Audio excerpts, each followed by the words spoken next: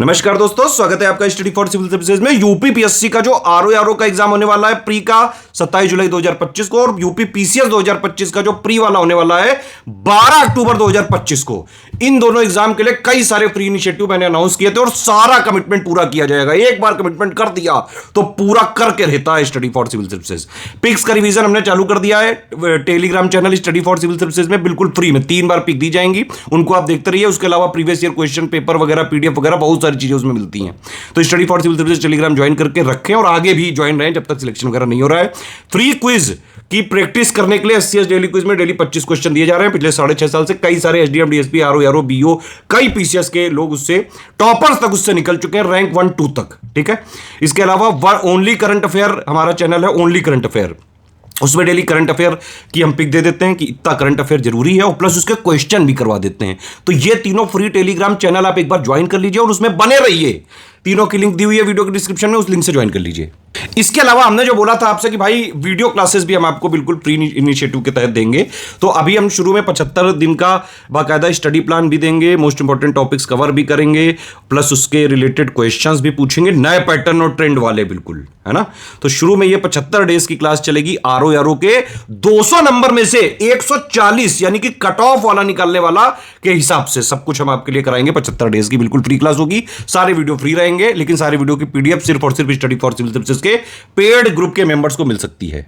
और ये 75 डेज के बाद हम फिर यूपी पीसीएस 2025 प्री के लिए डेडिकेट कर देंगे। मतलब अभी से लेकर लगातार 10-11 अक्टूबर तक सारे फ्री इनिशिएटिव आपको मिलते रहेंगे। पिक्स रिवीजन भी जो है एससीएस की डेली क्विज में जो है फ्री जीएस क्वेश्चन का रिवीजन भी, ओनली करंट अफेयर वाला भी, और यहां पे वीडियो क्लासेस भी बिल्कुल फ्री में। एक भैया अपील है आपसे कि प्लीज वीडियो को लाइक जरूर करते रहना यार, लाइक करा करो यार, थोड़ा मोटिवेशन बना रहता है। एक कमेंट वगैरह कर दिया करो। दूसरी बात यह है कि भाई वीडियो में 5-6 क्वेश्चन पूछे जाएंगे डेली आपसे, उनको आप ईमानदारी से अटेम्प्ट करके अपना ईमानदारी से स्कोर बताइएगा कि कितने आपके सही हो रहे हैं, क्योंकि क्वेश्चन नए पैटर्न वाले होंगे। देखिए 3 टेलीग्राम चैनल है हमारे, इनको ज्वाइन करके बने रहिए यहीं पे। ये वाला मेन चैनल है, यहाँ पिक्स का रिवीजन कराया जाता है, प्रीवियस ईयर क्वेश्चन की पीडीएफ वगैरह सब मिल जाता है इसमें। बहुत सारे फ्री इनिशिएटिव चलते रहते हैं भाई। ये एससीएस डेली क्विज है, डेली इसमें क्विज फ्री में करा रहे हैं लगातार। ठीक है, ज्वाइन करके बने रहो इसमें, बिल्कुल फ्री है, 1 रुपया नहीं देना है इसमें। ये करंट अफेयर वाला चैनल है, डेली करंट अफेयर पढ़ो भी और उसकी प्रैक्टिस भी बिल्कुल फ्री में करो। तो फ्री इनिशिएटिव फॉलो करने वाले स्टूडेंट इस तरह से जो है आप तैयारी करते रहे। बाकी जिनके पास थोड़ी सी फाइनेंशियल फिजिबिलिटी है और लास्ट में सिर्फ और सिर्फ सिलेक्शन का उनका टारगेट है, कट ऑफ निकालने का टारगेट है अगर आपका, तो चाहे आपका आरओ वाला एग्जाम हो, चाहे पीसीएस वाला एग्जाम हो प्री का, दोनों के लिए आपको 3 चीजें करनी है। एससीएस का पेड ग्रुप आप ज्वाइन करिए, एससीएस का सिलेक्शन मटेरियल से और प्लस जो रिकॉर्डेड वीडियो पेड ग्रुप में दिए गए हैं सिर्फ उनसे पढ़ लीजिए। ठीक है, उसके बाद आप प्रैक्टिस कर लें एससीएस पेड क्विज और एससीएस टेस्ट सीरीज से। अगर आपने ये कर लिया, दोनों का प्री का कट ऑफ हर हाल में निकल सकता है, चाहे जैसा पेपर आयोग पूछ ले। Easy, moderate, tough, and conceptual, lengthy. SCS का आरओ का री एग्जाम का प्री का भी पेड ग्रुप चल रहा है, मेंस का भी ग्रुप चल रहा है। यूपी पीसीएस 2025 की शुरुआत से सिलेक्शन तक की भी तैयारी का कंप्लीट पेड ग्रुप चल रहा है, प्री का भी और मेंस का भी। आरओ प्रीलिम्स एग्जाम के लिए डिवाइस रिवीजन हमारी टीम करा रही है। ये रिवीजन क्लास नंबर 15 होगी, 15वीं क्लास है आपकी। और इससे पहले के वीडियोस भी जरूर आप देखिएगा। कुछ क्वेश्चन हम डेली बेसिस पर पूछते हैं, उसका आंसर कुछ लोगों ने कहा कि क्लैरिफाई कर दी जाए, क्योंकि कमेंट में कुछ लोग अलग अलग उत्तर लिखते हैं। अभिकथन कारण वाला प्रश्न पूछा था। अभिकथन है, पारिस्थितिकी तंत्र में ऊर्जा का प्रवाह हमेशा एक दिशी होता है, यानी कि यूनिडायरेक्शनल होता है। क्या आपको पता है जो पिरामिड बनता है एनर्जी का, वो भी जो है यूनिडायरेक्शनल होता है, इसका मुंह ऊपर की तरफ होता है। तो एक दिशी होता है, एकदम सही है। एक दिशी होता है, ये सही है, तो ये सही है अभिकथन, तो एकदम आपका सही है। इसके बाद है कि खाद्य श्रृंखला में जीवों से ऊष्मा के रूप में ऊर्जा का क्षय होता है और इस ऊर्जा को पुनः उपयोग में नहीं लाया जा सकता है। तो यह भी एकदम सही बात है। जो ऊर्जा का पिरामिड हमने पढ़ा था, ये पिरामिड जो हम पढ़े थे, इसमें हमने क्या बताया था कि इस तरीके से ट्रॉफिक लेवल बने होते हैं और हर ट्रॉफिक लेवल तक पिछले ट्रॉफिक लेवल की तुलना में 10% एनर्जी ही ऊपर जाती है। यानी कि अगर प्रोड्यूसर के द्वारा 100% एनर्जी बनाई गई तो यहाँ पर 10% जाएगी। ठीक है, इसके बाद यहाँ पे 1% जाएगी, यहाँ पे 0.1% जाएगी, यहाँ पे 0.01% एनर्जी जाएगी। और ये एक दिशा में होता है, तो जो एनर्जी लॉस हो गई यहाँ से, एनर्जी जो लॉस हो गई हीट के फॉर्म में और रेस्पिरेशन के फॉर्म में या मेटाबॉलिक एक्टिविटीज़ के कारण, उसको जीव दोबारा यूज़ नहीं कर सकते हैं। ठीक है, तो ऊर्जा का पुनः प्रयोग नहीं किया जा सकता है। तो यह भी एकदम सही है कथन। तो ये सही कथन है, तो हमारा उत्तर क्या हो जाएगा इसमें? हमारा उत्तर बन जाएगा ए और आर दोनों सही हैं, और आर ए की स्पष्ट व्याख्या भी करता है। हमारा उत्तर हो जाएगा ए, यहाँ पे सही हो जाएगा। ठीक है। Energy flow in ecosystem is unidirectional. Energy lost as heat from the organism in the food chain can not be reused. ये सही है, हमारा आंसर इसमें सही हो जाएगा ए यहाँ पे सही आंसर है। अगला है सर्विस सेक्टर के संबंध में क्या सही है। रिटेल ट्रेड जो है ये टर्सरी सेक्टर एक्टिविटी है, तो सही है। रिटेल ट्रेड जो है ट्रेड की कैटेगरी में आता है। ट्रेड या होलसेल हो या रिटेल हो, ये टर्सरी सेक्टर एक्टिविटी है। उसके बाद जो है research and development based activity comes under quaternary sector है। रिसर्च एंड डेवलपमेंट ये क्वार्टरनरी सेक्टर में आता है, चतुर्थक क्षेत्र का ये कह सकते हैं क्रियाकलाप है। हमारा आंसर इस पर सही हो जाएगा सी। 1 and 2 बोथ करेक्ट, सी। आगे प्रश्न है इकोनॉमिक सेक्टर रिफॉर्म्स के उद्देश्य क्या थे। इकोनॉमिक सेक्टर रिफॉर्म्स पढ़ेंगे थोड़ा सा हम लोग, आपको डिटेल में पढ़ाएंगे, लेकिन अभी के लिए देखिए जितना भी आप पढ़ें उससे आंसर करिए। To achieve immediate stabilisation and macro economic balance, to establish a liberalized trade regime with no import licensing, to set up an exchange rate system which makes the rupee convertible, to achieve social inclusion of poor, to become self-reliant in terms of industries। आर्थिक सुधारों के उद्देश्य क्या थे। आर्थिक स्थिरीकरण और व्यापक आर्थिक संतुलन प्राप्त करना, किसी भी आयात लाइसेंस के उदारीकृत व्यापार प्रणाली स्थापित करना बिना किसी आयात लाइसेंस के, एक विनिमय दर प्रणाली सृजित करना जो रुपए को परिवर्तनीय बनाए, भारत में गरीबों के सामाजिक समावेशन के लक्ष्य को प्राप्त करना और उद्योगों के मामले में आत्मनिर्भर बनना। क्या इसके उद्देश्य थे। यहाँ पर ऑप्शन दिए 1 2 3 1 2 1 3 4 5 1 3 4 1 2 3 5। क्या यहाँ पे सही है। इस वाले क्वेश्चन को ज़्यादातर लोगों ने अनअटेम्प्टेड छोड़ा है। इस क्वेश्चन का आंसर आप लोग करने की कोशिश करिए, क्या इसका आंसर होगा। हिस्ट्री का टॉपिक आज लेंगे, शैव संप्रदाय के बारे में थोड़ा सा यहाँ पर पढ़ लेते हैं हम लोग। ये काफ़ी इंपॉर्टेंट टॉपिक प्रतीत हो रहा है इस वर्ष के लिए। तो शैव धर्म के प्रमुख संप्रदाय कौन कौन से हैं। एक शिव भागवत संप्रदाय है, इसका सबसे पहला उल्लेख जो है पतंजलि के महाभाष्य में मिलता है। फिर मत मयूर संप्रदाय है, चेदी वंश के अभिलेखों में इस संप्रदाय का उल्लेख मिलता है। आगमंत संप्रदाय, इसके संस्थापक अघोर शिवाचार्य हैं। शुद्ध शैव संप्रदाय के हैं श्रीकांत शिवाचार्य। पाशुपत या लाकुल संप्रदाय के फाउंडर एक लाकुलीश नामक ब्रह्मचारी माने जाते हैं। द्वितीय शताब्दी ईसा पूर्व में संप्रदाय की स्थापना हुई थी, 2nd सेंचुरी BC में। शैव धर्म का सबसे प्राचीनतम संप्रदाय माना जाता है। अब शैव धर्म के बारे में जो स्रोत हैं जिसके बारे में मतलब जिससे हमको शैव धर्म के बारे में जानकारी मिलती है, तो सबसे पहले ऋग्वेद है, उसमें रुद्र देवता को मेंशन किया गया है जो शिव का एक नाम है। ठीक है। सिंधु घाटी सभ्यता में पशुपति की मोहर मिली है, पशुपति को शिव से जोड़ करके देखा गया है कि जो उसमें योगी शिव की मूर्ति बनी है या तपस्वी योगी की मूर्ति बनी है वो शिव को समर्पित है। पशुपति की मोहर में कुछ जानवर भी दिखलाए गए हैं। शिव के उपासना के स्रोत हैं जैसे चोल वंश जो है ये शैव धर्म को मानने वाले शासक थे कई सारे यहाँ पर, मतलब कट्टर शैव शासक यहाँ पे पाए जाते थे चोल वंश में। फिर कुमार संभव जो रचना है इसमें भी शैव उपासना के स्रोत मिलते हैं। कुमार संभव के लेखक कौन है ये आप जल्दी से कमेंट करके बताएंगे। कुमार संभव किसने लिखी है, लेखक का नाम कमेंट करके बताइए। उदयगिरी गुहा लेख जो है उदयगिरी के भी इंस्क्रिप्शन यहाँ से आपको जो है उल्लेख मिलते हैं। शिव के स्रोत या फिर शिवलिंग मिला या फिर शिव की पूजा के स्रोत मिले हैं। कुषाण कालीन सिक्कों में जो है नंदी बैल वगैरह की आकृति मिलती है। ठीक है। शिव पार्वती को दर्शाया गया कुछ सिक्कों पर। पतंजलि के महाभाष्य में शिव उपासना की जानकारी दी गई है। नैनार संतों ने 6वीं से 8वीं सदी AD में, 6वीं से 8वीं शताब्दी में, ठीक है, ईस्वी में शैव मत को पॉपुलर बनाया था। अब शैव धर्म से संबंधित जो स्थापत्य है उसको हम लोग थोड़ा सा देख लेते हैं, इसके बारे में भी क्वेश्चन हमसे पूछ सकते हैं। शैव धर्म से संबंधित स्थापत्य में क्या आ जाएगा। भुवनेश्वर ओडिशा में जो लिंगराज मंदिर है वह है। शिव मंदिर भूमरा में है, गुप्त युग में बनाया गया था सतना जिले में मध्य प्रदेश में। पार्वती मंदिर पन्ना जिला मध्य प्रदेश, नचना कुठारा का मंदिर है ये, या नचना कुठारा मंदिर या पार्वती मंदिर आप बोल सकते हैं। कैलाश मंदिर ये पल्लव शासक नरसिंह वर्मन द्वितीय ने इसका निर्माण कराया था। कैलाश मंदिर एक एलोरा में राष्ट्रकूट शासक कृष्ण प्रथम ने इसका निर्माण कराया था, राष्ट्रकूट वंश के शासक ने। कंदरिया महादेव मंदिर इसका निर्माण चंदेल वंश के शासकों ने कराया था, कंदरिया महादेव मंदिर।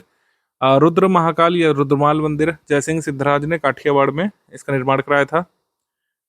फिर बृहदेश्वर मंदिर चोल शासक राजराज प्रथम ने तंजौर में इसका निर्माण कराया था, भारत का सबसे बड़ा मंदिर ही माना जाता है। सोमनाथ मंदिर ये गुजरात के काठियावाड़ में स्थित है। नटराज मंदिर ये चिदम्बरम तमिलनाडु में, विश्वनाथ मंदिर वाराणसी में है और विरूपाक्ष मंदिर आपका हम्पी कर्नाटक में है। ठीक। और 12 ज्योतिर्लिंग है उनके नाम यहाँ पे गिवन है। और वामन पुराण में शैव संप्रदाय की संख्या 4 बताई गई है, शैव, पाशुपत, कापालिक और कलामुख। वामन पुराण में भी शैव संप्रदाय का उल्लेख मिलता है। वैष्णव धर्म के बारे में बात करें तो विष्णु का पहला उल्लेख ऋग्वेद में किया गया, लेकिन ऋग्वेद में इनका बहुत महत्वपूर्ण स्थान देवताओं में नहीं था। उत्तर वैदिक काल में ज़्यादा इनकी पूजा होनी शुरू हुई थी। ठीक है, ऋग्वेद में विष्णु का उल्लेख आकाश के देवता के रूप में हुआ है। उत्तर वैदिक काल में 3 प्रमुख देवता हुए थे, प्रजापति, रुद्र और विष्णु, उनमें से एक थे। विष्णु को लोग पालक यानी पृथ्वी के प्रतिपालक और रक्षक के रूप में पूजने लगे थे। अब अ, जब विष्णु को नारायण माना गया तो वैष्णव धर्म से जो है वैष्णव धर्म का उदय हुआ और उसको पांचरात्र धर्म कहा गया। अब देखिए कुछ यहाँ पे फैक्ट्स हैं, इसको कवर कर लेते हैं। जैसे मत्स्य अवतार सबसे प्राचीनतम अवतार है, विष्णु का मत्स्य अवतार माना जाता है। प्रजापति का अवतार भी इसको मानते हैं।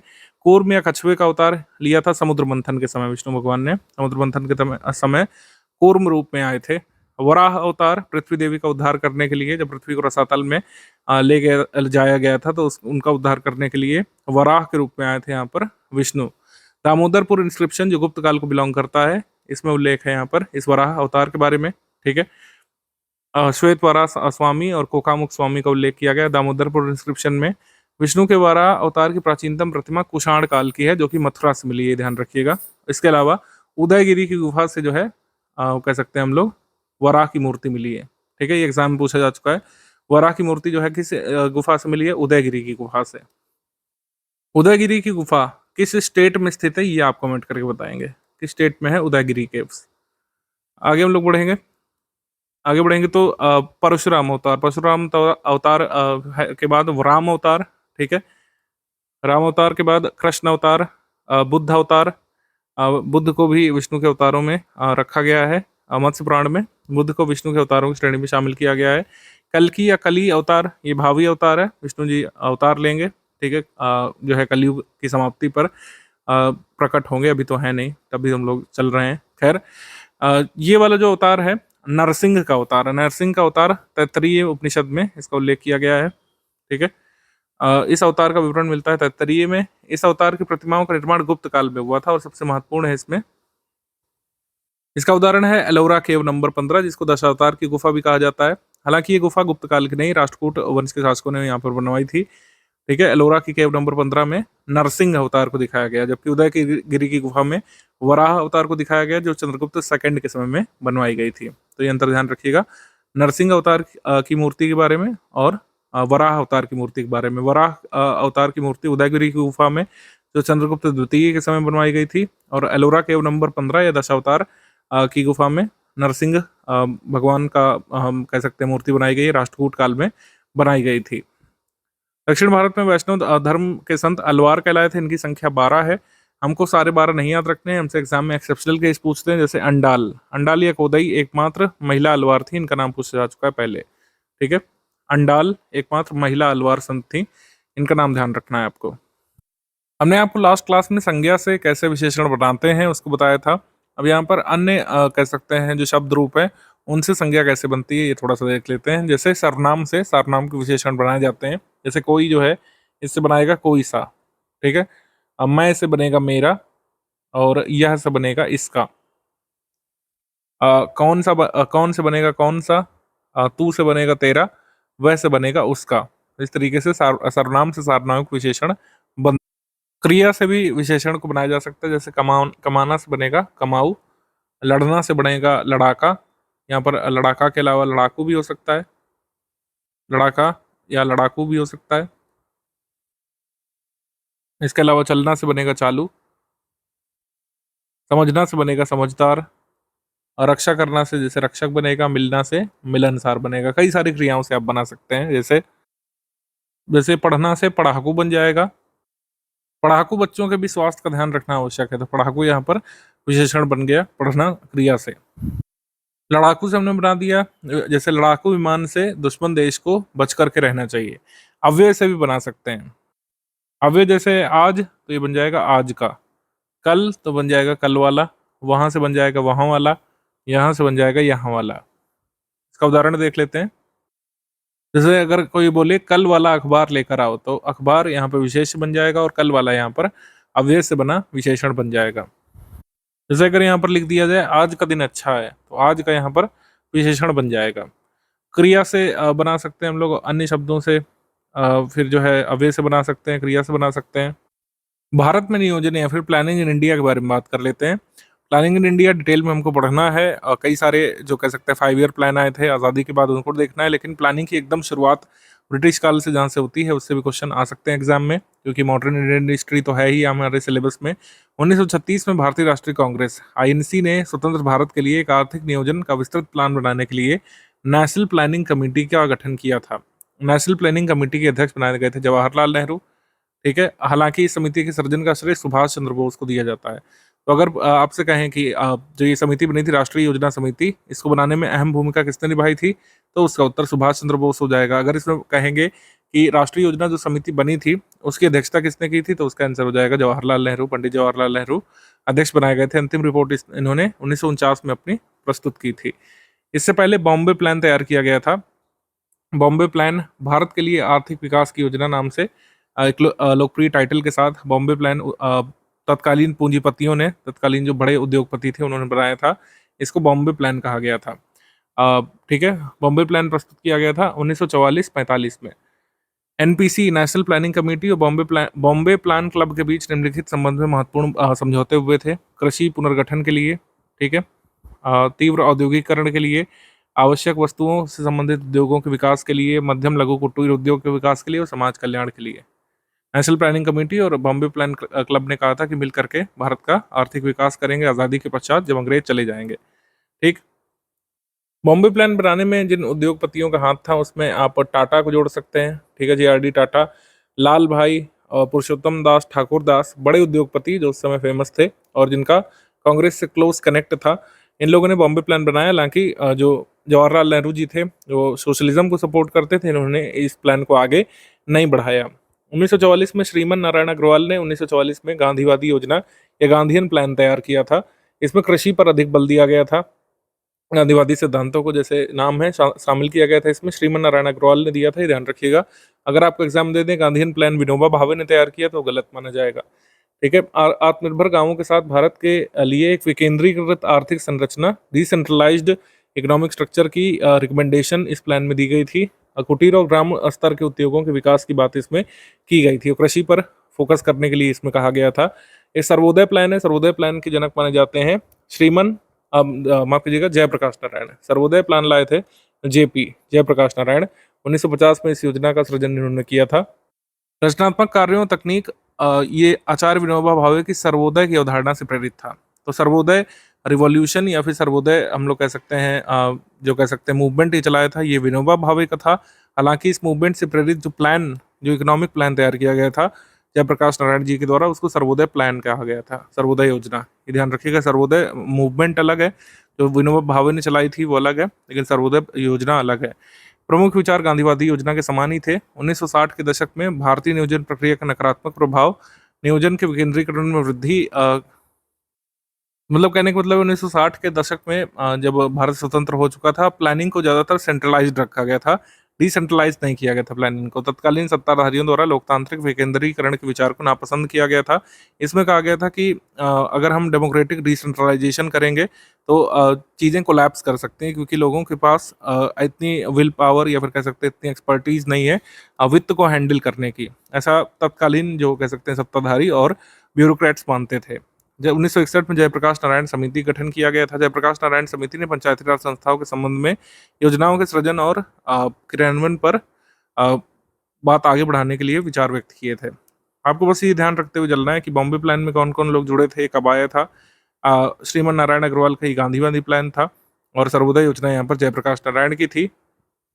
इसके बाद यहाँ पर 1936 में ये हम देख ही चुके हैं, पीपल्स प्लान। एम.एन. रॉय ने 1945 में पीपल्स प्लान अपना तैयार किया था। ये योजना मार्क्सवादी समाजवाद पर आधारित थी, क्योंकि एम.एन. रॉय मार्क्सवादी थे। जीवन यापन की मूलभूत आवश्यकताओं की पूर्ति करने की आवश्यकता पर ध्यान केंद्रित किया गया था कि जो बेसिक नीड्स ऑफ लाइफ है उसको कैसे पूरा किया जाए, क्योंकि कम्युनिज्म का विचार यही है कि सरकार को इंश्योर करना चाहिए कि लोगों के पास बेसिक राइट्स हों, मूलभूत आवश्यकताओं का सामान इंश्योर करना सरकार या शासन की जिम्मेदारी होती है। कम्युनिज्म का विचार हमेशा यही रहा है। कृषि और औद्योगिक क्षेत्रों को समान रूप से महत्व दिया गया था। मानवीय चेहरे के साथ आर्थिक सुधार, 1990 के दशक के आर्थिक सुधारों का नारा पीपल्स प्लान से ही प्रेरित था। ठीक है, ये क्वेश्चंस आप लोग देख लीजिए जो आपको आंसर करने हैं कमेंट सेक्शन में। इन क्वेश्चंस का आंसर आप कमेंट सेक्शन में लिख करके बताएंगे। प्रायद्वीपीय भारत की मध्य उच्च भूमि में अरावली, मालवा का पठार और विंध्य पर्वतमाला शामिल है। यानी कि the central highland of peninsular India includes the Aravallis, Malwa plateau and Vindhyan range. अभिकथन इसका दिया हुआ है, Satpura range is not a part of central highland, it is the southern extension of the central highlands. Satpura range ये सेंट्रल हाईलैंड का part नहीं बल्कि इसका सदर्न एक्सटेंशन है, यानी कि सतपुड़ा पर्वतमाला वास्तव में मध्य उच्च भूमि का भाग न होकर मध्य उच्च भूमि का दक्षिणी विस्तार है। आपको यहाँ पर बताना है ए और आर दोनों सही हैं और आर एक ही स्पष्ट व्याख्या कर रहा है, या फिर दोनों सही हैं आर एक ही स्पष्ट व्याख्या नहीं कर रहा है। सत्य क्या है? ए सत्य है, आर असत्य है, या फिर ए सत्य आर असत्य है? बताइए इसका उत्तर क्या होगा। अच्छे से आपको पढ़ाया हमने। भौतिक अवसंरचना फिजिकल इंफ्रास्ट्रक्चर में क्या क्या शामिल करते हैं? परिवहन, टेलीकॉम, संचार, बड़े बांध, सिंचाई व्यवस्था, स्वच्छ पेयजल। आरओ लेवल के क्वेश्चंस केवल स्टडी फॉर ऑब्जर्वर्स में आपको मिलते हैं। जल्दी से कमेंट करके बताइए क्या इसका उत्तर होगा। एक ये सवाल है, इसको करिए। बुंदेलखंड का पठार मध्य उच्च भूमि का उत्तरी भाग है। ये पठार ज्वालामुखी उत्पत्ति का है। ये आग्नेय और कायांतरित चट्टानों से बना है। सिद्ध बाबा इस पठार की सबसे ऊंची चोटी है। बुंदेलखंड के पठार के बारे में ये 4 कथनों पर विचार करिए और बताइए सही यहाँ पे कथन क्या होगा। हिंदी के लिए आपका जो टास्क है कमेंट सेक्शन में जो आपको अटेम्प्ट करना है वो ये है शब्द दुश्मन। दुश्मन शब्द के बारे में बताइए, क्या इसका प्रयोग हम विशेषण और विशेष्य दोनों के रूप में कर सकते हैं, और कर सकते हैं तो कैसे? आप यस या नो लिखिए इसमें, और अगर इसको यस लिख रहे हैं तो आप बकायदा एग्जाम्पल दे करके दिखाइए 2 वाक्यों का, जिसमें एक में दुश्मन का प्रयोग विशेषण के रूप में किया गया हो और एक में विशेष के रूप में इसका प्रयोग किया गया हो। हमने कुछ दिन पहले आपसे पूछा था कमेंट सेक्शन में लिखने के लिए कि विश्व जो है विशेषण विशेष्य क्या दोनों में आता है, कि केवल विशेष बन सकता है या केवल विशेषण बन सकता है। कई सारे लोगों ने अटेम्प्ट करके दिखाया था, बाद में कुछ लोगों ने नहीं अटेम्प्ट किया था। मैं आपको इसका उत्तर बता दे रहा हूँ, किसी ने पूछा था पिछली बार। विश्व विशेषण विशेष दोनों है। यहाँ पर पहले वाक्य में आप देखेंगे, वाक्य नंबर फर्स्ट में लिखा हुआ है कि विश्व क्रिकेट में सचिन तेंदुलकर ने अमिट छाप छोड़ी है। तो इस यहाँ पर क्रिकेट जो है ये विशेष है और विश्व यहाँ पर विशेषण के रूप में आ रहा है। जबकि दूसरे वाक्य में यहाँ पर लिखा हुआ है संपूर्ण विश्व में भारत की योग पद्धति की सराहना होती है। तो यहाँ पर संपूर्ण जो है ये आपका विशेषण है और विश्व यहाँ पर विशेष्य के रूप में आ रहा है। यहाँ पर संपूर्ण विशेषण है, ठीक है। संपूर्ण क्या है? यहाँ पर विशेषण है, जबकि विश्व यहाँ पर आपका विशेष है, और विश्व यहाँ पर विशेष है और ये आपका विशेषण है। अनिश्चित परिमाणवाचक विशेषण है यहाँ पर संपूर्ण, और विश्व यहाँ पर विशेष है। तो ऐसे ही दुश्मन के बारे में आप बताइए कि क्या यहाँ पे बन सकता है? विशेषण विशेष दोनों बन सकता है कि एक बन सकता है? और अगर दोनों बन सकता है तो 2 वाक्य यहाँ पर लिख करके कमेंट सेक्शन में बताएंगे आप। देखिए, साइंस कवर करते समय 3 तरह की समस्याओं से सभी को दो चार होना पड़ता है। एक तो इन ससुरे साइंटिस्टों के नाम बड़े अजीब से होते हैं, समझ रहे हो, और दूसरी चीज़ इन्होंने जो नियम दिए होते हैं, जो इक्वेशन दी होती है वो याद नहीं होती। तीसरी चीज़ स्टेट पीसीएस में स्टेटमेंट बना के वही इक्वेशन वही नियम पूछ भी लेते हैं। तो चूंकि हमें याद होता नहीं है, इस वजह से हम सही स्टेटमेंट पहचान नहीं पाते। तो पहचानना तो छोड़ो, ये तो एग्ज़ाम की बात है। हम आपको एक ऐसी चीज़ बताने वाले हैं जिससे ये जो गे ल्यूजैक लॉ है, इसके नाम पे ना जाना, ये आपको सामने आपके घर में डेली बेसिस पे दिखाई देता है। और हम तो कहते हैं सुबह शाम दिखाई देता है जब आप किचन में जाते हो। किचन में जाके कभी ना कभी कुकर में खाना तो बना ही होगे। तो कुकर में जब आप अंदर के खाने को सील पैक कर लेते हो, मान के चलिए पानी है, तो ढक्कन बंद होने की वजह से इसके अंदर का पानी भी कम ज़्यादा नहीं हो रहा, अर्थात वॉल्यूम कांस्टेंट है। अब चूंकि नीचे से गैस जल रही है, इसीलिए अंदर का टेम्परेचर बढ़ रहा है, और प्रेशर कुकर में अंदर प्रेशर तो बढ़ता ही है। इसका सबूत देख लो, ये सीटी यहाँ पे बज रही है और अंदर की हवा बाहर आ रही है। तो ऐसे में जब भी वॉल्यूम कांस्टेंट होता है और अगर अंदर का टेम्परेचर आप बढ़ा दीजिएगा तो प्रेशर भी बढ़ जाएगा। ये कुल मिला के गे ल्यूजैक लॉ होता है। इसी तरह से जितने भी फिजिक्स में केमिस्ट्री में नियम होते हैं, आप कमेंट बॉक्स में बताइएगा कि आपको कौन सा नियम इसी प्रैक्टिकलिटी के साथ हमसे समझना है, उसी नियम को, और आप कहिएगा 2-3 नियम को शामिल कर लेंगे नेक्स्ट वीडियो में, और ये सीरीज़ पूरी कंटिन्यू करते जाएंगे। बस नियम का आपको नाम लिख के बताना है नीचे। अब देख लो एक अगला कंसेप्ट, सीरीज़ और पैरेलल।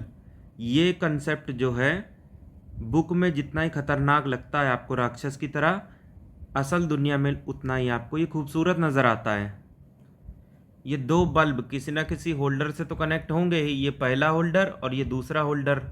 अब देखो, अगर इस प्लस को इस माइनस से जोड़ दो और एक तार यहाँ से निकाल लो, एक तार यहाँ से, दोनों को सॉकेट में डाल दो, मतलब उनके प्लस माइनस को जो बचे हुए हैं तार से कनेक्ट करके सॉकेट में डाल दो, तो ये सीरीज़ कनेक्शन बन जाता है।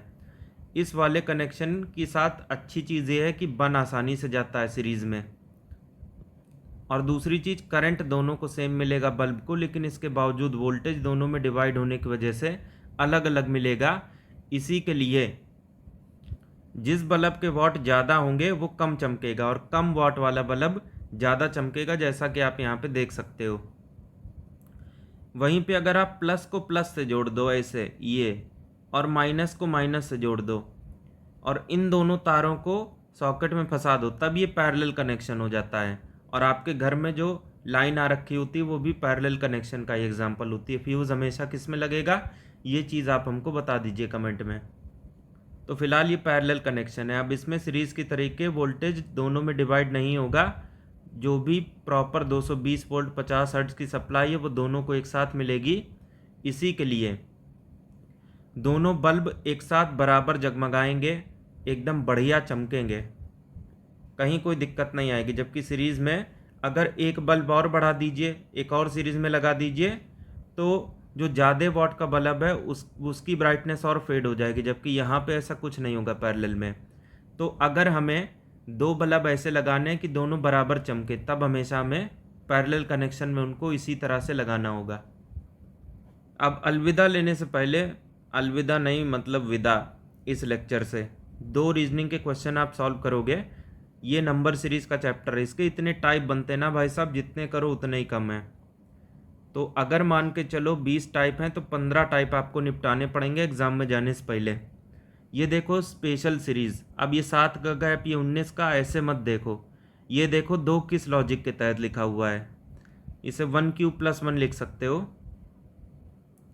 या तो 1 स्क्वायर प्लस 1 लिख सकते हो, क्योंकि क्यूब करो चाहे स्क्वायर करो आंसर 1 ही आएगा। तो स्क्वायर वाली पॉसिबिलिटी लेते हैं इधर। इसके बाद ये 2 स्क्वायर प्लस समथिंग हो जाएगा, ये 9, तो स्क्वायर वाली पॉसिबिलिटी ख़त्म। क्यूब वाली क्यों चालू रखेंगे, 2 क्यूब प्लस 1, ये देख रहे हो प्लस 1 एक तरफ ले लो और 1 क्यूब 2 क्यूब 3 क्यूब इस तरह से चलाते रहो। इसमें चलाओ ज़रा, 3 क्यूब प्लस 1 क्या 28 नहीं आएगा, नहीं नहीं वही आएगा। क्या 4 क्यूब प्लस 1 65 नहीं आएगा, नहीं नहीं वही आएगा, 64 एक 65। तो अगला चला देंगे 5 क्यूब प्लस 1, ये हो जाना है 126। अब यार कई लोगों को बीच में हंसी वाली एलिमेंट डालने से दिक्कत होती है, जो कि नहीं होनी चाहिए, क्योंकि इंजॉय करके अगर चीज़ें कंप्लीट करोगे तो ये लंबे समय तक आपको रिटेन रहेंगी और रियल एग्ज़ाम में उसका इफेक्ट दिखेगा। अभी से आप चीज़ों को बोझ समझिएगा तो अंत में जो रियल एग्ज़ाम का क्वेश्चन है वो भी बोझ नज़र आएगा। अब ये देखो एक नया कंसेप्ट आपको समझाते हैं, डिस्टेंस और डायरेक्शन का। बहुत बहुत इंपॉर्टेंट चैप्टर है, इसको भी निपटा के जाना चाहिए। एक तो परछाई वाला सवाल आने लगा है आजकल, उसको भी बता देंगे इसी वीडियो सीरीज़ में। अब जहाँ भी आपको ये कहे कि फलनवा गया, पहले क्लॉकवाइज मुड़ा फिर एंटी क्लॉकवाइज मुड़ा। क्लॉकवाइज का मतलब जैसे घड़ी चलती है, अभी ये देखो घड़ी ऐसे चलती है, घड़ी ऐसे वापस रिटर्न तो आती नहीं है, तो घड़ी ऐसे चलती है तो क्लॉकवाइज, और उसकी ठीक उल्टी डायरेक्शन हो जाएगी एंटी क्लॉकवाइज। तो आप हमेशा जितना भी क्लॉकवाइज चला उसका टोटल निकाल लेते हो, जितना भी एंटी क्लॉकवाइज चला उसका टोटल निकाल लोगे, और क्लॉक माइनस एंटी करोगे हमेशा। इन दोनों का डिफरेंस आप नहीं निकालोगे, क्योंकि डिफरेंस का मतलब ये हो जाएगा कि जो भी बड़ा है उसमें से जो भी छोटा है उसको घटा दो। ये चीज़ यहाँ नहीं वर्क करेगी, क्लॉकवाइज माइनस एंटी क्लॉकवाइज ही करना पड़ेगा। क्लॉकवाइज देखो, एक तो है 60, फिर एंटी 255, फिर क्लॉकवाइज 105, तो टोटल क्लॉकवाइज 60 और 105 165। टोटल एंटी एक ही बार चला है 255, तो टोटल भी वही हो जाएगा। इसमें से आप ये करोगे तो ये आ जाएगा भाई साहब 90। अब देखो क्या कह रहा था शुरू में कि उसका मुंह ईस्ट की तरफ है, तो ये देखो हमने उसको ईस्ट में फेस करा दिया। अब 90 देखो, एक तो ऐसे बन सकता है और दूसरा ऐसे भी बन सकता है। बंदा खड़ा है ऐसे।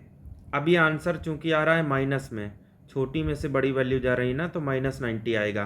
तो अगर माइनस आए तो जो भी जहाँ भी वो फेस कर रहा है उससे एंटी क्लॉकवाइज घुमा दो। अगर ये प्लस में होता तो हम क्लॉकवाइज घुमाते। अब ये देखो ऐसे खड़ा है, घड़ी कहाँ चलेगी, घड़ी ऐसे आ जाएगी ना, ऐसे ऐसे रिवर्स तो मारेगी नहीं, लेकिन हमें रिवर्स ही मारना है। इसको ऐसे, घड़ी जो कि नहीं चलती ऐसे 90 बनाना है, तो ये ऐसे आके खड़ा हो जाएगा और इस डायरेक्शन को कहेंगे नॉर्थ। वीडियो को क्या बोला तूने? Sorry sorry sorry sorry. Video को लाइक करके चैनल को सब्सक्राइब ज़रूर कर दें, और साथ में जो भी लॉज आपको अच्छी तरह से समझने हैं विद प्रैक्टिकल एग्जाम्पल, उसको कमेंट ज़रूर करिएगा।